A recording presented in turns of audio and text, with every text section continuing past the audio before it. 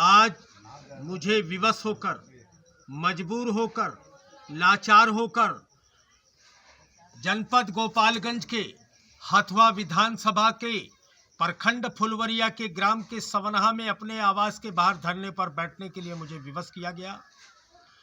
मेरी सुरक्षा को लेकर, मैंने अपनी सुरक्षा की मांग को लेकर लगातार यहां पर रिटर्निंग ऑफिसर को बार बार 2 बार पत्र से अवगत कराया। मेरे आग्रह पत्र पर रिटर्निंग ऑफिसर महोदय द्वारा संबंधित थाने को आदेशित किया गया। उसके बावजूद भी आज दिनांक 30/10/2020 तक मेरे पास सुरक्षा के नाम से एक होमगार्ड भी चुनाव आयोग द्वारा, यहाँ के डीएम एसपी द्वारा कोई नहीं दिया गया। मैं लगातार जहां मुझे गरीब आदमी को डमरू बजाते हुए, पसीना बहाते हुए, पैदल चल करके मैं जनता के बीच में जाकर चुनाव में अपना प्रचार प्रसार करना चाहता था, मेरे समय को खराब केवल अनुमंडल के आने और जाने में मेरा समय खराब किया गया। इसके साथ ये गरीब और अमीर की लड़ाई है, ये पैसे वालों की लड़ाई है और एक गरीब की लड़ाई है, बिहार के विकास की लड़ाई है। जात पात से उठकर, ऊपर उठ करके, भेदभाव से ऊपर उठ करके, धन बल के ऊपर उठकर, जनबल से ऊपर उठ करके ये विकास की लड़ाई हम बिहार में लड़ना चाहते हैं। लेकिन मैं जानना चाहता हूं, आखिर बड़े दावे करने वाले बड़े बड़े लोग क्या मात्र कागजी औपचारिकता निभा रहे हैं? आखिर क्या इसके पीछे मंशा क्या है? इसी सब बात की सच्चाई को जानने के लिए मुझे विवश होना पड़ा है और मैं धरने पर, भूख हड़ताल पर बैठा हूं। जब तक मुझे सुरक्षा नहीं मिलेगी तब तक मैं भूख हड़ताल पर बैठा रहूंगा। और मेरी मांग है, मैंने इसी संबंध में भारत निर्वाचन आयोग नई दिल्ली को भी अवगत कराया है, मैंने भारत निर्वाचन आयोग बिहार को भी अवगत कराया है, डीएम को भी अवगत कराया, एसपी को भी अवगत कराया, लेकिन कोई सुनने वाला नहीं है। कानून का राज नहीं है।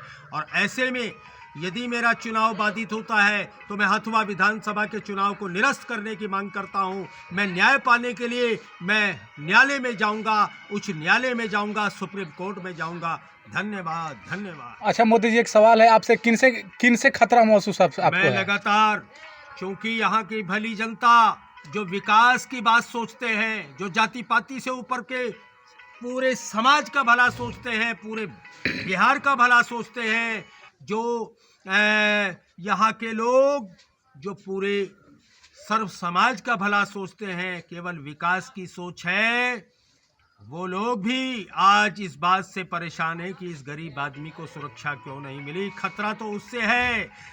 मेरा धीरे धीरे जब उन्होंने देखा कि गरीब आदमी ये डमरू बजा कर चल रहा है, ये सीट ले जाएगा, उस प्रचार प्रसार को रोकने के लिए इस प्रकार के अप्रत्यक्ष और प्रत्यक्ष रूप से मेरे को चुनाव में बाधा पहुंचाने के लिए कभी मुझे गाड़ी से कुचलने का प्रयास होता है, कभी मुझे जान से मारने की धमकी दी जाती है और कभी मेरे को जो है परेशान किया जाता है। आखिर मेरी सुरक्षा कौन करेगा? मेरी सुरक्षा कौन करेगा? कानून ही करेगा, पुलिस ही करेगा।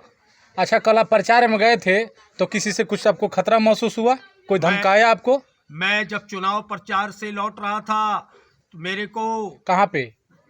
मैं जांच में बताऊंगा मेरे को किस प्रकार से लोगों ने परेशान किया, किस प्रकार से मेरे पे कहाँ पे किया, कौन सा जगह पे किया, कौन सा गांव था वो? ये जब माननीय एसपी साहब मेरे पास होंगे तो मैं उस जगह ले चलूंगा उनको और मैं उनको पकड़वाने का काम करूंगा। उस आदमी को पहचानते हैं आप? मैं पहचानता हूँ। देखेंगे तो पहचान लेंगे? एकदम पहचानूंगा। और कभी कभी आपका खतरा महसूस हुआ है? किन किन गाँव में?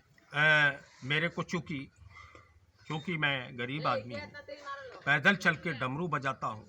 अब तक मैं 350 किलोमीटर पैदल चल चुका हूँ। मेरे पैर में छाले पड़े हुए हैं, मेरा जो है पैर सूजा हुआ है। बावजूद भी जनता अब चूंकि परिवर्तन चाहती है और परिवर्तन में चुनाव ने कहा है, चुनाव आयोग की जिम्मेदारी है, वो कहते हैं कि निष्पक्षता से, निर्भीकता से। तो कहाँ निष्पक्षता है और कहाँ निर्भीकता है? निर्भीकता प्रत्याशी जब तक जाएगा नहीं, जनता के बीच में अपनी बात रखेगा नहीं, चेहरा दिखाएगा नहीं, हाजिरी लगाएगा नहीं, उसकी बात को सुना नहीं जाएगा, तो ऐसे में स्वाभाविक है कि मुझे रोका जा रहा है। और खलबली है, कहीं ना कहीं ये जांच का विषय है कि आखिर ऐसा क्यों है।